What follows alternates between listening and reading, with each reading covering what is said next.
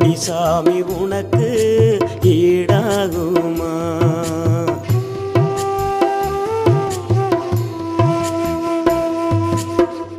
களவட்ட நெல்லறுக்க கால்கடுக்க நீ நடப்ப, களவட்ட நெல்லறுக்க கால்கடுக்க நீ நடப்ப, எனக்கு நெல்லுச்சோறு பொங்கி தந்து நீச்ச தண்ணி நீ குடிப்ப.